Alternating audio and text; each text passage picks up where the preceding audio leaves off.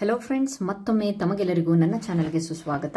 ಈ ದಿನ ನಾವು 3ನೇ ತರಗತಿಯ environmental studies EVS text cum work book it's revised syllabus bilingual English and ಕನ್ನಡದಲ್ಲಿ lesson 3 judgement of the owl, ಗೂಬೆಯ ತೀರ್ಪು ಅಂತ ಹೇಳಿಬಿಟ್ಟು ಈ ಪಾಠವನ್ನು ನೋಡೋಣ. ಫ್ರೆಂಡ್ಸ್, ನೀವು ನಿಮ್ಮ ಒಂದು ಸುತ್ತಲೂ you see many things around you, classify them as living and the non living. ನೀವು ಬಹಳಷ್ಟು ವಸ್ತುಗಳನ್ನು ನಿಮ್ಮ ಸುತ್ತಮುತ್ತಲು ನೋಡ್ತೀವಲ್ವಾ, ಅದನ್ನು ಜೀವಿಗಳು ಮತ್ತು ನಿರ್ಜೀವಿಗಳು ಅಂತ ಹೇಳಿಬಿಟ್ಟು ವಿಂಗಡಿಸಿ. ಜೀವಿಗಳು ಅಂತ ಅಂದರೆ ಜೀವ ಇರೋದು, ನಿರ್ಜೀವಿಗಳು ಅಂತಂದರೆ ಜೀವ ಇಲ್ಲದೆ ಇರೋದು. ಸೊ ಜೀವಿಗಳು ಅಂತಂದರೆ ಯಾವುದು? ಪ್ಲಾಂಟ್ಸ್, ಮರಗಿಡಗಳು, ಅನಿಮಲ್ಸ್, ಪ್ರಾಣಿಗಳು, ಬರ್ಡ್ಸ್, ಪಕ್ಷಿಗಳು, ಇನ್ಸೆಕ್ಟ್ಸ್, ಕೀಟಗಳು, ಹ್ಯೂಮನ್ಸ್ ಅಂತಂದರೆ ಮನುಷ್ಯರು. ಆಮೇಲೆ ನಿರ್ಜೀವಿಗಳಿಗೆ, ಜೀವ ಇಲ್ಲದೆ ಇರೋದಕ್ಕೆ ನಾವು ಬಹಳಷ್ಟು ಎಕ್ಸಾಂಪಲ್ ಅನ್ನು ಬರೀಬಹುದು. ಬುಕ್, ಪುಸ್ತಕ, ಹೌಸ್, ಮನೆ, ಪೆನ್, ಪೆನ್ಸಿಲ್, ಬಾಕ್ಸ್ ಅಂತ ಹೇಳಿ. Next, how can seed germinated? ಆ ಒಂದು ಕಾಳು ಮೊಳಕೆ ಹೊಡೆಯುತ್ತೆ. Small roots grow into big plant, ಚಿಕ್ಕ ಚಿಕ್ಕ ಒಂದು ಬೇರುಗಳು ಅದರೊಳಗಡೆ ಕಾಣಿಸ್ಕೊಂಡು ನೆಕ್ಸ್ಟ್ ಅದು ದೊಡ್ಡ ದೊಡ್ಡ ಒಂದು ಸಸ್ಯವಾಗಿ ಬೆಳೆಯುತ್ತೆ ಅಂತ ಹೇಳಿಬಿಟ್ಟು ನಾವು ಇಲ್ಲಿ ಬದಲಾವಣೆಗಳನ್ನು ನೋಡ್ಬೋದು. ಅದಾದ್ಮೇಲೆ ಇಲ್ಲಿ ಸಸ್ಯ ಮತ್ತೆ ಪ್ರಾಣಿಗಳ ನಡುವಿನ ಒಂದು ಸಿಮಿಲಾರಿಟೀಸ್ ಅನ್ನ ಬರೀರಿ ಅಂತ ಕೊಟ್ಟಿದ್ದಾರೆ. ಸಿಮಿಲಾರಿಟೀಸ್ ಅಂದ್ರೆ ಹೋಲಿಕೆಗಳು. ಪ್ಲಾಂಟ್ ಅಂಡ್ ಕಾಫ್ ಅನ್ನು ತಗೊಂಡಿದ್ದಾರೆ. ಬೋತ್ ಗ್ರೋ, ಇಲ್ಲಿ ನೋಡಬಹುದು, ಒಂದು ಚಿಕ್ಕ ಗಿಡ ಇದ್ದಿದ್ದು, ಒಂದು ಚಿಕ್ಕ ಸಸ್ಯ ಇದ್ದಿದ್ದು ದೊಡ್ಡ ಒಂದು ಗಿಡ ಆಗಿ ಬೆಳೆಯಿತು. ಅದೇ ಇಲ್ಲಿ ಕರು ಇದ್ದಿದ್ದು ಹಸುವಾಗಿ ಬೆಳೆಯಿತು ಅಂತ ಹೇಳಿಬಿಟ್ಟು. Next, plant and the rabbit ಬಗ್ಗೆ ನೋಡ್ತಾ ಇದ್ರೆ, ಇವರು both need water and food, ಅವ್ರಿಗೆ ಇಬ್ಬರಿಗೂ ಸಹ ಆಹಾರ ಬೇಕು, ನೀರು ಬೇಕು ಅಂತ ಹೇಳಿಬಿಟ್ಟು ನಾವು ಕನ್ಕ್ಲೂಡ್ ಮಾಡಬಹುದು. ನೆಕ್ಸ್ಟ್ ಕ್ವಶನ್, ಇಲ್ಲಿ ಸೀಡ್ ಅಂಡ್ ಎಗ್ ಅನ್ನ ನೋಡಬಹುದು. Give birth to new one. Seed ಇಂದ ಸೇಮ್ ಅದಕ್ಕೆ ಅದೇ ರೀತಿಯಾದಂತಹ ಒಂದು ಗಿಡ ಬೆಳೆಯುತ್ತೆ. ಸೊ ಈ ಒಂದು ವರ್ಡ್ ವೆರಿ ಇಂಪಾರ್ಟೆಂಟ್. ತಮ್ಮಂತೆ ಹೋಲುವ ಜೀವಿಗಳಿಗೆ ಅನ್ನೋದು ವೆರಿ ಇಂಪಾರ್ಟೆಂಟ್. ಜೀವಿಗಳು ಜನ್ಮ ಕೊಡುತ್ತೆ ಅಲ್ಲ, ಮರಿಗಳಿಗೆ ಜನ್ಮ ಕೊಡುತ್ತೆ ಅನ್ಬಾರ್ದು. ಸೊ ಒಂದು ನಾಯಿ ಮರಿನೂ ಸಹ ನಾಯಿ ಮರಿನೇ ಜನ್ಮ ಕೊಡುತ್ತೆ ಹೊರತು ಬೆಕ್ಕನ್ನಲ್ಲ. ಸೊ ಯಾವುದೇ ಒಂದು ನಾವು ಮಾವಿನ ಒಂದು ವಾಟೆನ ಒಂದು ಬೀಜನ ಹಾಕಿದ್ವಿ ಅಂತಂದ್ರೆ ಅಲ್ಲಿಂದ ಮಾವಿನ ಒಂದು ಗಿಡನೇ ಬೆಳೆಯುತ್ತೆ ಹೊರತು ಅದು ಬಿಟ್ಟು ಬೇವಿನ ಮರ ಬೆಳೆಯಕ್ಕೆ ಸಾಧ್ಯ ಇಲ್ಲ. ಹಾಗಾಗ್ಬಿಟ್ಟು give birth to new one ಅಂತ ಬರೆದಿದ್ದೇನೆ. ನೆಕ್ಸ್ಟ್ ಇಲ್ಲಿ ನೋಡಿ, ಇಲ್ಲಿ ವ್ಯತ್ಯಾಸಗಳನ್ನ ಕೇಳ್ತಾ ಇದ್ದಾರೆ. ಹಾಗಾದ್ರೆ ವ್ಯತ್ಯಾಸಗಳು ಏನು ಅಂತ ಹೇಳ್ಬಿಟ್ಟು, ಸಸ್ಯ ಮತ್ತು ಪ್ರಾಣಿಗಳ ನಡುವೆ ಇರುವ ವ್ಯತ್ಯಾಸ ಬರೀರಿ. ಇಲ್ಲಿ plants do not move from one place to another. ಎರಡೂ ಜೀವಿಗಳೇ, ಎರಡೂ ಲಿವಿಂಗ್ ಥಿಂಗ್ಸೇ. ಆದರೆ ವ್ಯತ್ಯಾಸ ಏನಿದೆ?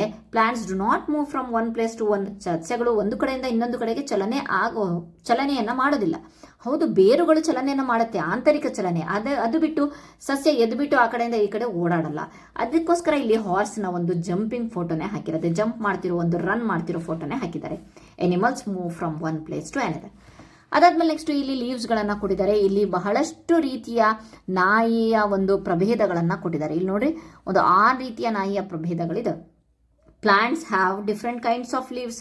ಗಿಡಗಳು ಒಂದೇ ರೀತಿಯ ಎಲೆಯ ಒಂದು ವೆನೇಷನ್ ಅಂತಾರಲ್ವಾ, ಜಾಲಬಂಧ, ಪ್ಯಾರಲಲ್ ಜಾಲಬಂಧ ಅಂತ ಹೇಳ್ತಾರಲ್ವಾ. ಸೊ ಅದು ಜಾಸ್ತಿ ಆಗುತ್ತೆ ತಿಳ್ಕೊಳ್ಳೋದು. ಸೊ ಇಷ್ಟು ತಿಳ್ಕೊಳ್ಳಿ ಏನಂತ ಹೇಳ್ಬಿಟ್ಟು, plants have different kinds of leaves. ಪ್ಲಾಂಟ್ಗಳು ಬೇರೆ ಬೇರೆ ರೀತಿಯ ಎಲೆಗಳನ್ನು ಹೊಂದಿದೆ. ಎಲ್ಲಾ ಒಂದು ಗಿಡಗಳು, ಎಲ್ಲಾ ಮರಗಳು ಒಂದೇ ರೀತಿಯಾದಂತಹ ಎಲೆಗಳನ್ನು ಹೊಂದಿರೋದಿಲ್ಲ. ನೀವು ನೋಡಬಹುದು, ಮಾವಿನ ಮರದ ಎಲೆ ಅಥವಾ ತೆಂಗಿನ ಮರದ ಒಂದು ಎಲೆ ಎರಡೂ ಡಿಫ್ರೆಂಟ್ ಅಲ್ವಾ. ಹಾಗೆ ಡಿಫ್ರೆಂಟ್ ಕೈಂಡ್ಸ್ ಆಫ್ ಲೀವ್ಸ್. ಅದೇ ರೀತಿ animals have different kinds of bodies. ಬೇರೆ ಬೇರೆ ರೀತಿಯ ಬಾಡಿಗಳನ್ನು ಹೊಂದಿದೆ. ಇದು ಇಷ್ಟು ಈ ಒಂದು 3ನೇ ಚಾಪ್ಟರ್ ಆಗಿರುವಂತಹ ಜಡ್ಜ್ಮೆಂಟ್ ಆಫ್ ದ ಔಲ್ಗೆ ರಿಲೇಟೆಡ್ ಆಗಿರುವಂತಹ ಸಮ್ಮರಿ ಆ್ಯಂಡ್ ಎಲ್ಲೆಲ್ಲಿ ಟೆಕ್ಸ್ಟ್ ಬುಕ್ ಆನ್ಸರ್ಸ್ಗಳು ಬೇಕೋ ಅಲ್ಲಲ್ಲಿ ಬರ್ತಿದ್ದೀನಿ. ಐ ಹೋಪ್ ನಿಮಗೆ ನನ್ನ ವಿಡಿಯೋ ಇಷ್ಟ ಆಗಿದರೆ ಪ್ಲೀಸ್ ನನ್ನ ಚಾನಲನ್ನು ಸಬ್ಸ್ಕ್ರೈಬ್ ಮಾಡಿ, ಲೈಕ್ ಮಾಡಿ, ಶೇರ್ ಮಾಡಿ. ಆಮೇಲೆ ಇನ್ನೊಂದು ವಿಚಾರ ಏನಪ್ಪ ಅಂತ ಅಂದರೆ, ಎಲ್ಲರೂ ಸಹ ಚೆನ್ನಾಗಿದೆ ಅಂತ ಹೇಳಿಬಿಟ್ಟು ಕಮೆಂಟನ್ನು ಮಾಡ್ತಾರೆ. ಪ್ಲೀಸ್ ಚಾನಲನ್ನು ಲೈಕ್ ಮಾಡೋದನ್ನು ಮರಿಬೇಡಿ. ಆಮೇಲೆ ಇನ್ನೂ ನಿಮಗೆ ಯಾವ ಒಂದು ತರಗತಿಯ ಯಾವ ಒಂದು ತರಗತಿಯ ಯಾವ ಒಂದು ವಿಷಯಕ್ಕೆ ಸಂಬಂಧಿಸಿದ ಒಂದು ನೋಟ್ಸ್ ಬೇಕು ಅಂತ ಹೇಳಿಬಿಟ್ರೆ ನಾನು ಡೆಫಿನೆಟ್ಲಿ ಆಗಿ ಆ ಒಂದು ವಿಡಿಯೋನ ಮಾಡೋಕ್ಕೆ ಪ್ರಯತ್ನ ಪಡ್ತೇನೆ. ಇಷ್ಟು ಈ ಒಂದು ಪಾಠದ ಕಂಪ್ಲೀಟ್ ಆಗಿರುವಂತಹ ನೋಟ್ಸ್ ಆಗಿದೆ. ಸೊ ಯಾವುದೇ ಕಾರಣಕ್ಕೂ ಚಾನಲ್ನ ಸಬ್ಸ್ಕ್ರೈಬ್ ಮಾಡದೆ ಹೋಗಬೇಡಿ, ಪ್ಲೀಸ್ ಸಬ್ಸ್ಕ್ರೈಬ್ ಮಾಡಿ. ಆಮೇಲೆ ಇನ್ನೊಂದು ಏನಪ್ಪ ಅಂತಂದರೆ, ನನ್ನ ಹಾರ್ಟ್ಲಿ ನಿಮ್ಮೆಲ್ಲರ ಒಂದು ಧನ್ಯವಾದಗಳನ್ನು ಹೇಳೋಕ್ಕೆ ಇಷ್ಟಪಡ್ತೇನೆ. ಸೊ ಹಾಗಾಗಿಬಿಟ್ಟು ಈ ವಿಡಿಯೋನಲ್ಲಿ ಹಿಂದಿ ಮಾಡ್ತಾ ಇದ್ದೀನಿ ಹೇಳೋಕ್ಕೆ. ಯಾಕಂದರೆ ಧನ್ಯವಾದಗಳು very important.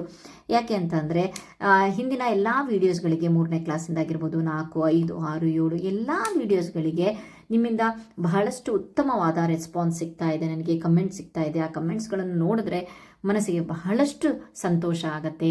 Thank you so much. ನಿಮ್ಮ ಒಂದು ಪ್ರೀತಿ ಸದಾ ಇದೇ ರೀತಿ ಇರಲಿ ಅಂತ ಹೇಳ್ತಾ ಇಲ್ಲಿಗೆ ನನ್ನ ಒಂದು ವಿಡಿಯೋನ ಮುಗಿಸ್ತಿದ್ದೀನಿ. Thank you.